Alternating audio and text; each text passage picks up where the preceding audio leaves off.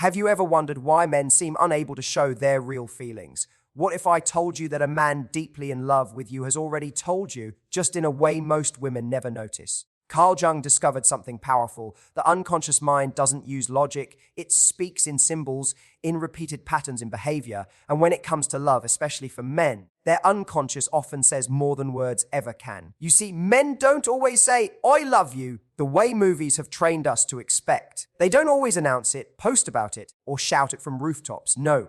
When a man is truly deeply, soul-shakingly in love, he speaks in a code. He uses a sentence that sounds normal, even plain, but behind it is his entire emotional world. And here's the part no one tells you. Most women miss it. They miss it because they're waiting to hear romance. But what he's offering is reverence. They're looking for big gestures, but what he gives is quiet loyalty. Carl Jung once said, "Until you make the unconscious conscious, it will direct your life and you will call it fate." So today we're turning on the light because the man in your life, or the one who's coming into your life, he may already be speaking to you from the deepest part of his soul. He's just not doing it in the language you expect. And that's what I want to show you today. I'm going to uncover the 7 phrases a man says only when he's in love with his entire being. They won't sound poetic. Some may even sound like everyday words. The kind you'd barely notice. That's the key. These phrases aren't about what's being said. They're about when he says them, why he says them, and how he says them. Think about it this way. A tiger doesn't purr like a house cat. A volcano doesn't whistle like a kettle. And a man in love doesn't always say, "I love you." He shows it in the way he breaks his own emotional habits. That's how you know it's real. Before we begin, I just want to ask you for something. If any part of why men express love differently, what you've heard so far already stirs something inside you, if your heart whispers, this explains so much. Please like this video, subscribe, and turn on the notifications. I'm pouring my soul into this, not just to explain, but to help women finally understand how real love speaks through men. Because once you hear the first phrase, you'll never listen the same way again, and you might even realize he's been loving you this whole time in a language deeper than words. What do you think? A man's strength isn't just about what he can carry. It's about who he trusts enough to carry it with him. So let's start with a phrase that sounds so simple, so everyday. What do you think? You've probably heard it over coffee during a drive while he's scrolling on his phone. Maybe he said it half distracted, looking up at the ceiling. But don't get it wrong, because when a man truly loves you, those 4 little words mean everything. It's not just a polite question. It's a quiet act of surrender. Carl Jung taught that the male mind is shaped by the inner warrior, the part built for action, for control, for handling things alone. That warrior doesn't need help. That warrior doesn't ask for advice. That warrior leads, hides weakness, makes choices alone. So when a man looks into your eyes and says, "What do you think?" he's stepping out of that armor. He's breaking his own rules. That's not small talk. That's him saying, "I trust you with something that matters to me." Picture a soldier on the battlefield. He's used to being in charge, calling all the shots, but now he radios back, not for orders, but for your insight. That's what's happening here. He's not just asking you for your opinion. He's showing you that your thoughts guide his path. And for a man, that's sacred. Now, maybe you're thinking, "But he asked me which shirt looks better." That's not life-changing. True, but don't just phrase fun million, phrase fate 2024, phrase faint 3, listen to the words. Watch how he says them. Look at his eyes, his posture, the softness in his voice. Does he actually pause to hear what you'll say? Then it's not about shirts. It's about inviting you into his world. Because when a man lets you help him choose, when he brings you into his decisions, he's not giving up power. He's sharing his life. He sees you not as a background character, but as a partner, a woman whose mind holds weight. And that means something deep. I'll tell you about Mara. She was calm, thoughtful in her 50s, and had been with her partner for more than a decade. One day during a conversation about retirement, he looked at her and asked, "What do you think I should do?" She said later. That moment meant more to her than the ring he gave her, more than any romantic note. Because in that one question, she felt his heart. She knew he couldn't picture the future without her voice in it. The next time a man asks you that question, take a pause, feel what he's really saying. 'Cause sometimes what do you think really means, "I need your wisdom to move forward," and don't ever doubt that your opinion matters. Your insight is influence. Your voice is a compass in his storm. You're not just answering a question. You're shaping a future he wants you to be part of.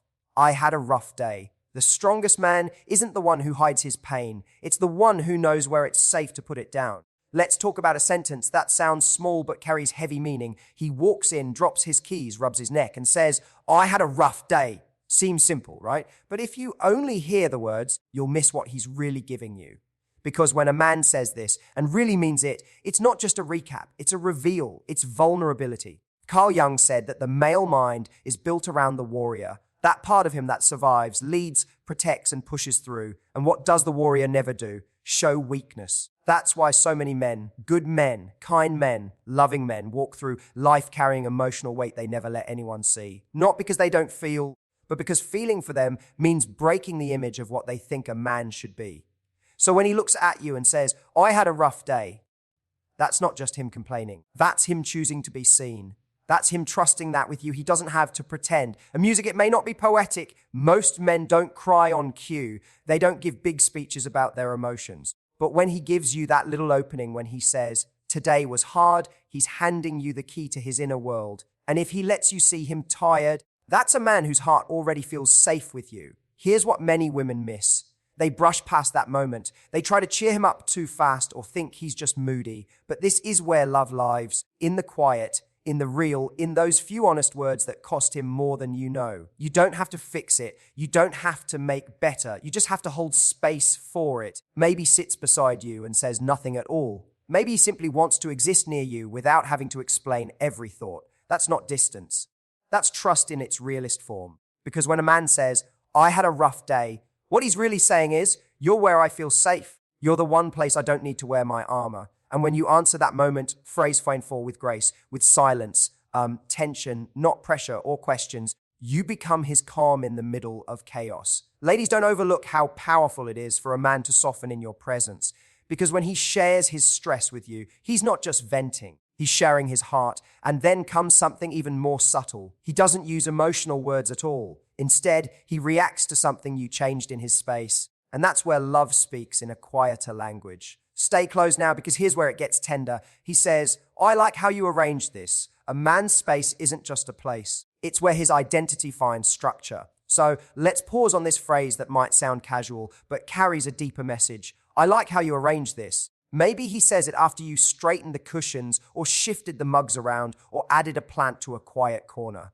Maybe you moved the couch just a little or set something down differently. Something tiny, something he never asked for, but he still notices and says he likes it. Now, let me tell you what that really means in simple terms when it comes to a man's mind. His space is sacred. His room, his truck, his office, or even that cluttered garage shelf full of old tools. Those aren't just spots. Those are symbols of his sense of control. His way of holding Fraser 500 subs, Fraser 6 himself together, which means letting someone else shift that space, even just a bit, isn't about taste. It's about trust.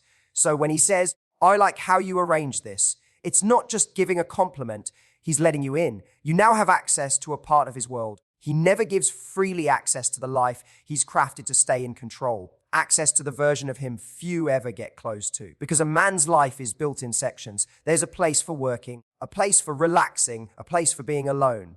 But when he starts letting you blur those lines, add a soft touch. Leave a trace. It's not about the shelf or the pillow. It's about what you represent. You're not just visiting. You belong here. You're not just adjusting the room. You're becoming part of the whole. And that's not decorating. That's integration. You don't need to live with him to shift his world. Your energy alone can start the transformation. Suddenly, he's burning a candle instead of tossing his socks in the corner.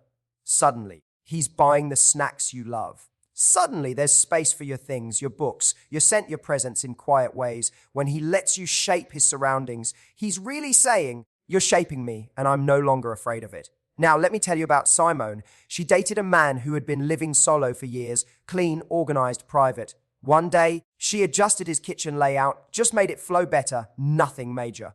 When he came home, he looked around and softly said, I like how you set this up. She almost didn't think much of it. But weeks later, he brought it up again and said, that's when I realized I could let someone into my world and not feel like I was losing myself.